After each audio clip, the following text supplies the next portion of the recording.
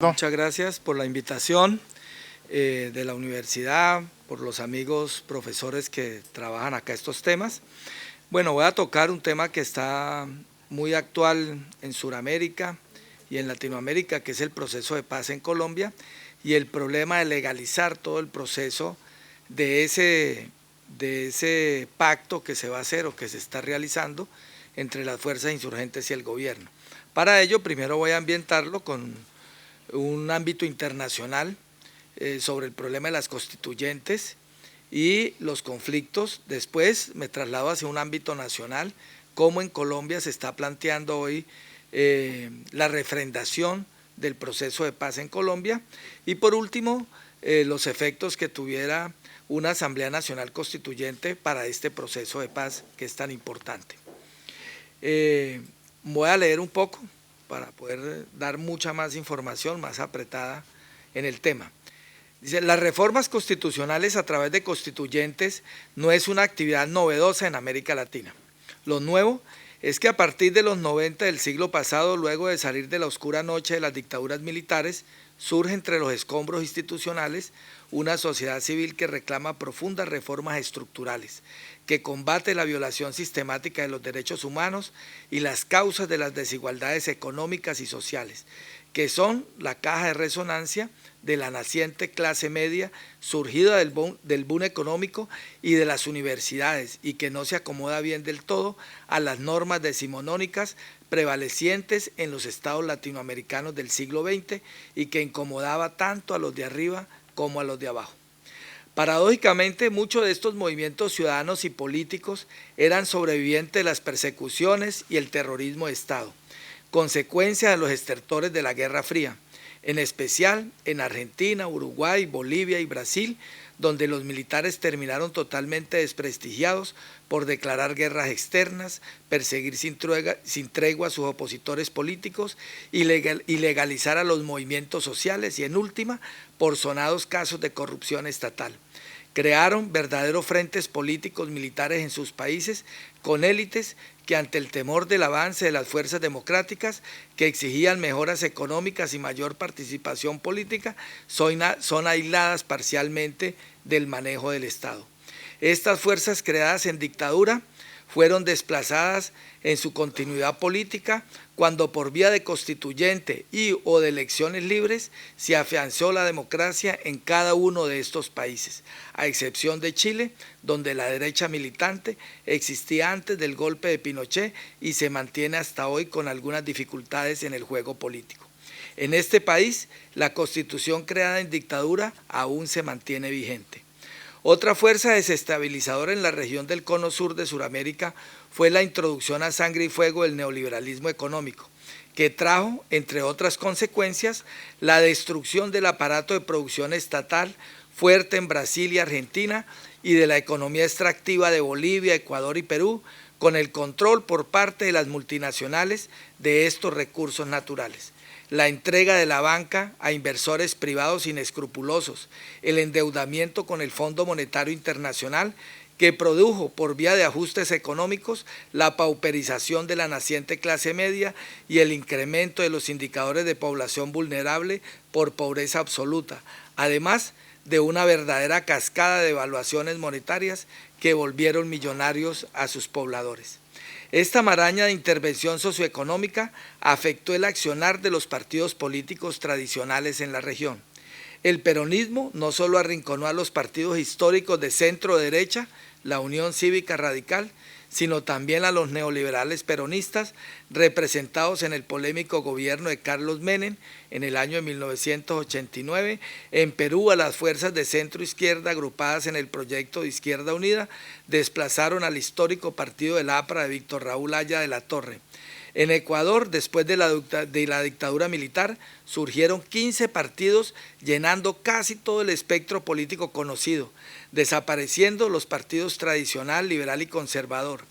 En Bolivia, luego de una larga pesadilla de autoritarismo militar, llegó al poder el Movimiento Nacional Revolucionario, partido reformista fundado por Víctor Paz Estenssoro en los años 50 del siglo pasado. Paradójicamente, El inicio de esta refundación nacional vía constituyente se inició en el único país de Sudamérica que no había establecido una dictadura militar de larga duración como sus vecinos, que fue Colombia, y que mantenía vigente durante 104 años una constitución, la de 1886, generada como pacto de guerra en lucha contra las tendencias modernizantes y liberales del siglo XIX que habían sufrido pocos cambios en el tiempo. El 9 de abril de 1948 es asesinado el líder liberal disidente Jorge Eliezer Gaitán, que inició la confrontación bélica que se mantiene hasta el día de hoy.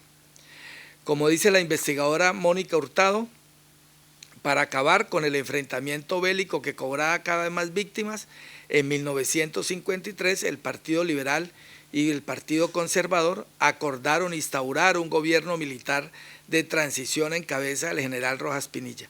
El gobierno militar logró reducir los índices de violencia política durante los primeros años, pero no logró conjurar del todo el espectro de la violencia bipartidista.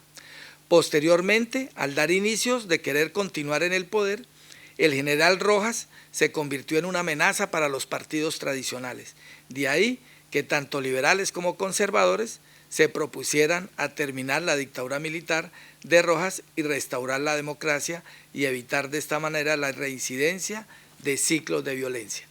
De este modo, en 1957, al derrumbarse la dictadura del general Gustavo Rojas Pinilla, que dio nacimiento al decir de la politóloga Hurtado, surge el llamado Pacto de Caballeros entre el Partido Liberal y el conservador de Laureano Gómez, dando origen al llamado Frente Nacional que se firmó en una población, creo, muy cerca de Valencia, que se llama Benidorm, que tenía como objeto central acabar las causas de la violencia política, repartiéndose milimétricamente la representación en el Estado de los dos partidos, liberal y conservador, por 16 años, generando un régimen excluyente donde solo tenía cabida los dos partidos tradicionales que con los acelerados cambios sociales de los años 60 no representaban todo el arco iris político del país, que para mediados del siglo XX lo componían el naciente movimiento estudiantil que representaba la simpatía de los jóvenes por la revolución cubana y de la llamada nueva izquierda, los campesinos que reclamaban la reforma agraria, los indígenas que pedían respeto a su cultura y a sus tierras, y las nacientes clases medias urbanas que exigían nuevas representaciones e imaginarios de democracia. Las ciudades se desbordaron en barriadas suburbanas llamadas tugurios. De todo este cóctel explosivo surge el movimiento armado, alineado a las corrientes del pensamiento del mundo socialista o de la socialdemocracia en armas, como se denominaba el movimiento 19 de abril, más conocido como M19, y también de grupos étnicos minoritarios afectados por leyes arcaicas discriminatorias que enajenaban sus recursos y su cosmovisión cultural. Esta naciente oposición armada hace que las élites nacionales se alíen contra su enemigo ideológico y lleven la confrontación de la Guerra Fría dentro del territorio nacional, legalizando el conflicto bajo el paraguas de las políticas de seguridad nacional y la guerra de baja intensidad. El país vivió de esta manera 50 años en estado de sitio o de excepción. Aunque no hubo una dictadura militar de facto, se inició durante la década de los 60 hasta finales de los años 80, lo que se llamó los gobiernos del binomio cívico-militar, donde por vía de leyes como el llamado Estatuto de Seguridad, de decretos que legalizaban el juzgamiento de civiles por militares y la creación de autodefensa de civiles armados, como la Ley 48 de 1964, gobernaron interrumpidamente el país. Paralelamente a esta hecatombe política, durante el último tercio del siglo XX surgió también la vorágine del narcotráfico, que junto con alianzas económicas de las élites regionales, excluidas históricamente de fuente de ingresos generados por la economía legal, vieron en este negocio ilícito la solución de sus problemas económicos y de ser actores sociales decisivos. De esta manera accedieron al aparato institucional y al reconocimiento nacional, infiltrando el mundillo político y social, que como en el caso más conocido, el de Pablo Escobar, llegó a escalar un puesto en el Senado de la República y crear una estructura partidista que superaba los límites de su región de influencia, el departamento de Antioquia. De esta manera, primero son reconocidos por parte de la institucionalidad esta mafia como comerciantes prósperos después.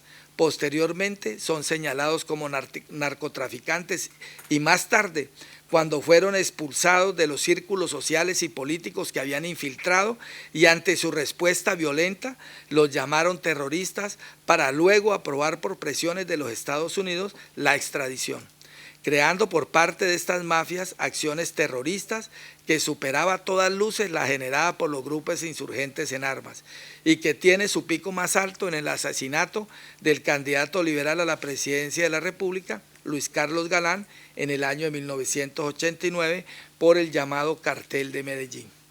En esta varaunda de amenazas violentas de todo tipo y ante el derrumbe en los años 90 del llamado campo socialista, la fractura en la sucesión presidencial por el magnicidio de Luis Carlos Galán y los efectos organizacionales de la estructura militar del M-19, generados por hechos como la toma del Palacio de Justicia en el año de 1985, el grupo más activo y con mayor apoyo popular para la época y el inicio de las acciones paramilitares contra la Unión Patriótica y el movimiento social, esta organización guerrillera, el M-19, en forma unilateral plantea el cese al fuego, la desmovilización de combatientes y la conformación de una Asamblea Nacional Constituyente que se plasma en el año de 1991, que creara una nueva constitución, que como dijo su comandante Carlos Pizarro, fundara un país al tamaño de nuestros sueños.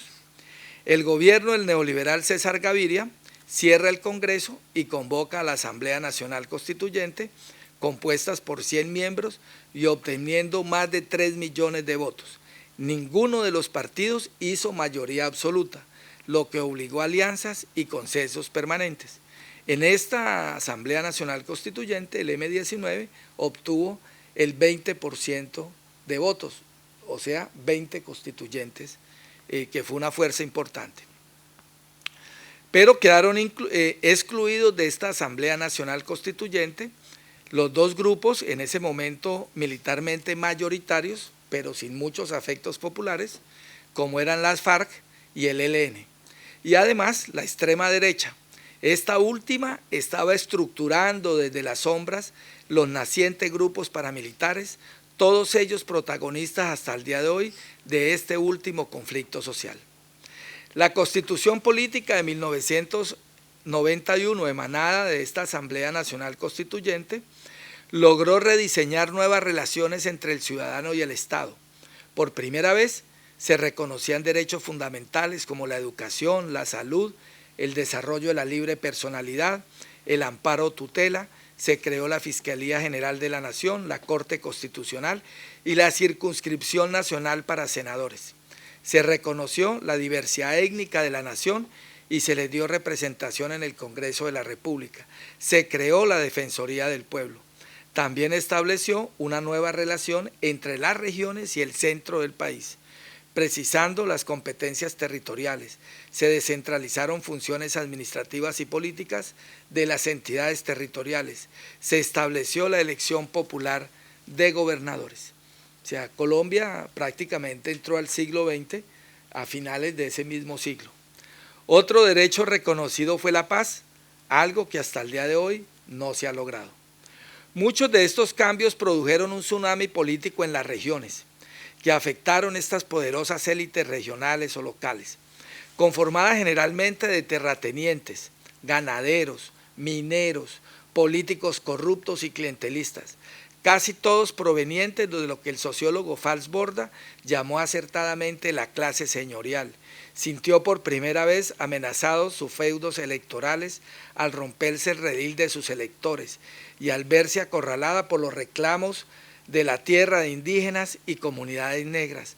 Hoy los principales asesinos de los grupos paramilitares provenían o provienen todos de la misma clase política que los creó. La tutela generó una revolución jurídica que permitió frenar parcialmente los abusos cometidos por funcionarios afines a estas castas. Los partidos tradicionales se fraccionaron en numerosas microempresas electorales. Ante estas amenazas al poder local e invocando el avance de la insurgencia armada en todo el territorio nacional, la derecha opta por invocar las leyes que permitían armar a civiles. Se crean las cooperativas de convivir, que no eran otra cosa que legalizar el movimiento paramilitar en los centros urbanos. Especies de cooperativas de civiles armados, generándose un nuevo ciclo de violencia. No es casual entonces que uno de los departamentos donde eran más agudas esas contradicciones, Antioquia, que es el departamento más rico del país, es donde se inicia esta nueva vorágine política y social, que se refleja por primera vez en el mundo, de la extinción de casi todos los militantes de la Unión Patriótica, partido creado como resultado del fallido proceso de paz del presidente Belisario Betancur en los años 80 del siglo pasado. Pero estos cambios constitucionales también fortalecieron la lucha social. Las regiones supeditadas por un régimen centralista y excluyente se hicieron oír. Los movimientos cívicos se extendieron por todo el territorio nacional, en especial las masivas marchas campesinas de las regiones cocaleras de la frontera agrícola, amazónica y andina. Los indígenas reclamaron sus derechos constitucionales, entre ellos el más importante, el de la tierra. La insurgencia armada capitalizó políticamente parte de este descontento, haciendo metástasis sus frentes de guerra en casi todo el territorio nacional. Paradójicamente, la constitución más democrática generada en Colombia sirvió de combustible al conflicto, ampliando y degradando el escenario de la guerra, produciendo miles de muertos y desaparecidos en los últimos 25 años. Se calcula que durante este periodo ha habido más de 2 millones de afectados por la guerra civil. Otro actor importante en el conflicto colombiano es el cáncer de la economía ilegal, que nos acompaña prácticamente desde el origen mismo del Estado en el siglo XIX, representada en la minería, el contrabando y el narcotráfico. Este último tuvo su origen en los años 60 del siglo pasado y que poco a poco se extendió por todo el territorio nacional. Con sus enormes ganancias, permeó todas las instituciones colombianas, incluso la guerra. Según el historiador inglés Eric Hobsbawm, el mundo mezquino y torcido de la mafia, con su varita mágica de las ganancias ilimitadas y jugando a 3 bandas, la social, la institucional y la del conflicto armado, hasta el momento ha salido victoriosa. Como un jugador olímpico de salto de garrocha, salió indemne de las disposiciones constitucionales de 1991 y de sus leyes posteriores. Hoy es una hiedra de muchas cabezas que amenaza permanentemente la institucionalidad, que infiltra los partidos políticos, los movimientos sociales e insurgentes, empobrecidas élites regionales, movimientos sociales y el aparato financiero e industrial del país, generando una nueva paradoja, que aunque se logre la paz con los grupos guerrilleros, la mafia y todas sus redes de delincuencia seguirán corroyendo la democracia en Colombia.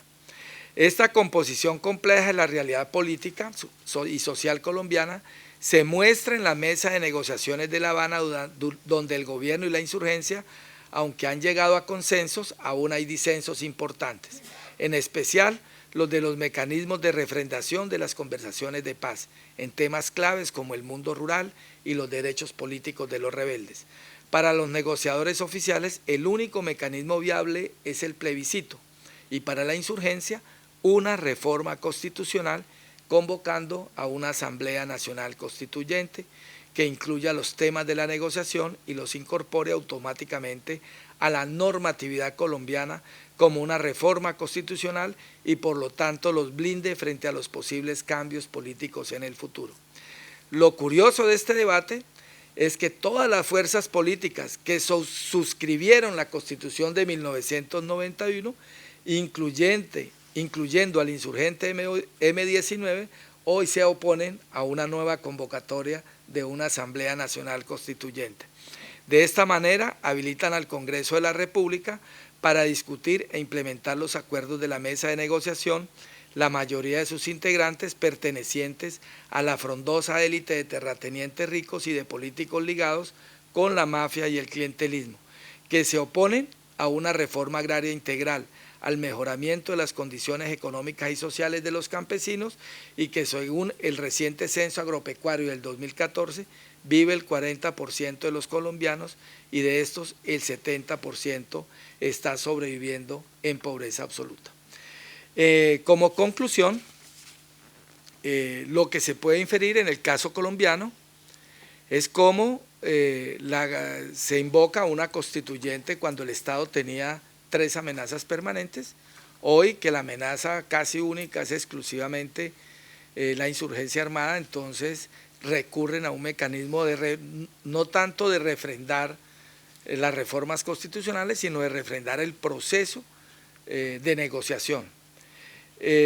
También lo que podemos ver nosotros es cómo ese bloque histórico que hablaba Gramsci de estar permanentemente en alianzas que generen gobernabilidad, en Colombia se está agotando en la medida en que la derecha maneja parte del Ejército Nacional, están hoy más por seguir elevando, escalando el sistema de guerra permanente que tiene hoy Colombia, y por el otro lado el gobierno más la insurgencia tratando de llegar a acuerdos un poco acosados por el tiempo, acosados por las realidades nacionales de la guerra y también por la falta de claridad en lo pactado. Hasta el día de hoy no se conocen los documentos oficiales de este proceso de paz.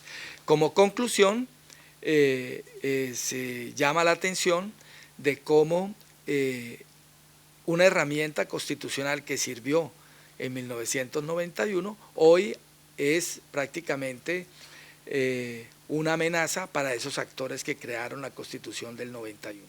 No quieren volver a abrir la caja de Pandora y va a corresponder en el proceso de paz ver si realmente un plebiscito es vinculante o hace vinculante esos acuerdos de La Habana que, como les digo, tienen el problema de convertirse en un nuevo Guatemala, donde hubo un proceso de paz y la población no refrendó el proceso de paz y hoy tenemos de presidente un payaso. Muchas gracias.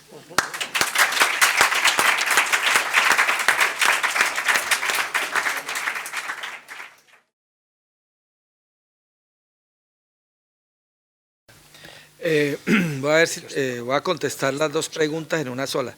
Yo creo que lo importante del proceso de paz en Colombia, fuera de que va a cesar una guerra que ha sido larga, dolorosa, de 60 años, ha sido la mirada introspectiva que ese proceso ha dado, esa crítica, esa autocrítica que se ha dado frente a la misma sociedad colombiana, que se creía una sociedad muy amplia, muy democrática, muy igualitaria, y que en últimas es de las sociedades más atrasadas en América Latina en lo que tiene que ver con libertades individuales y especialmente con libertades asociativas, como en el caso de los sindicatos, movimientos cívicos, ONGs. Es unas élites que se han caracterizado por ser intolerantes frente a los cambios, intolerantes frente a los reclamos de la sociedad civil y que en últimas se han empoderado fundamentalmente en las regiones.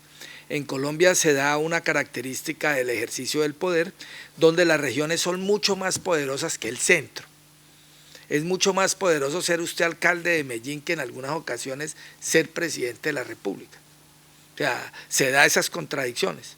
Las élites regionales, que es donde descansa el electorado, y aquí les voy a dar un pequeño ejemplo de la guerra que se sucedió en los últimos 20 años, al permitir una circunscripción nacional para ser senador de la República, se rompió el redil de los electores y eso produjo una guerra. Obligan todavía hoy, hace un mes hubo elecciones, a que los electores voten por el candidato en el cual quiere el cacique y no el nacional que quiere la gente. Y eso generó todo el proceso de paramilitarismo, el proceso de interferencia electoral, lo que llamamos allá transhumancia electoral, que hace que se deforme totalmente la columna vertebral de cualquier democracia, que es el proceso electoral. Si no hay una confianza en el aparato electoral, pues realmente no se puede decir que ningún proceso representativo es válido. Esto es bien importante en Colombia porque hasta hoy eso es parte del proceso que está en La Habana.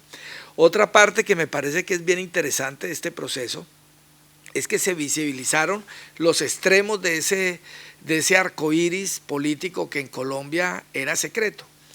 Durante muchos años la ultraderecha no se manifestó, hasta hace 10 años, con la presidencia de Álvaro Uribe Vélez.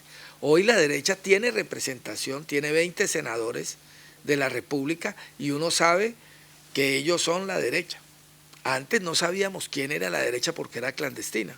Hoy falta que la extrema izquierda también se visibilice en ese arcoíris de ideologías que están ocultas. O sea, ya está el arcoíris de la derecha, hasta la derecha está visible. Falta visibilizar el arcoíris de la extrema izquierda. Y en ese debate es que estamos nosotros. ¿Cómo se visibiliza una izquierda que, según el Centro de Memoria Histórica, que es parte de todo este proceso de contar, de recrear, reconstruir el proceso de violencia que se ha vivido en Colombia, dice que apenas la violencia de la insurgencia armada representa el 5% de los sucesos violentos de Colombia? O sea, el problema de Colombia es que ni siquiera el Estado juega ese concepto weberiano de la hegemonía del poder, de las fuerzas de coerción, sino que tampoco la derecha maneja ese mismo poder. O sea, en Colombia el Estado no tiene el monopolio de las armas, pero tampoco tiene el monopolio de las leyes. Cada ejército tiene sus propias leyes, cada ejército tiene sus propias condiciones y esto hace que haya muchos actores de guerra que por lo menos en esta ocasión, tanto el ELN como las FARC están en procesos de negociación. Después tocaría entrar a negociar con otros actores, en este caso lo que se llaman allá las BACRIM, las bandas criminales, que no son otra cosa que paramilitares desdoblados en su actividad principal, que es el narcotráfico. Entonces, allí hay una complejidad que no la tuvo ningún país de Sudamérica.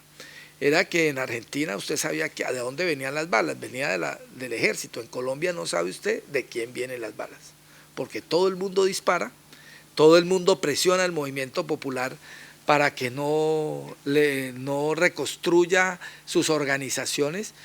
Hoy uno de los grandes problemas que tenemos en el posconflicto es reconstruir el tejido social que fue totalmente arrasado durante los últimos 20 años.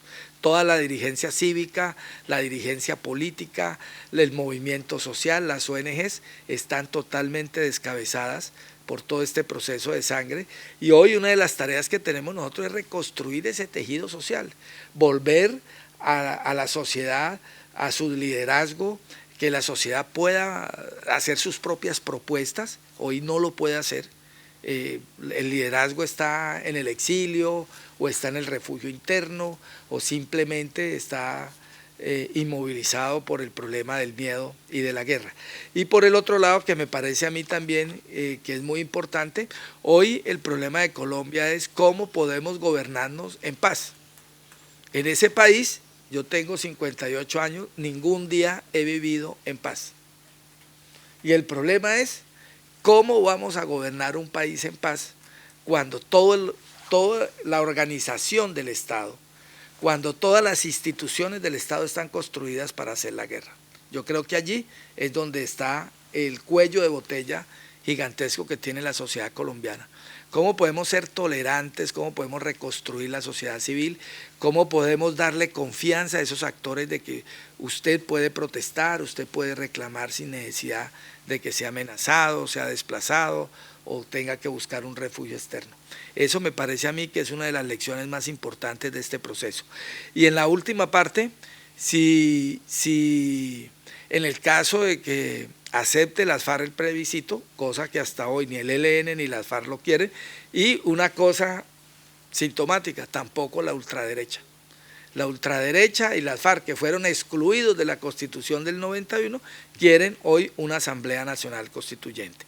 En el caso de que el gobierno imponga el plebiscito y lo perdemos, como puede ser el caso de Guatemala, entraría como a una paradoja constitucional, pero también una paradoja social.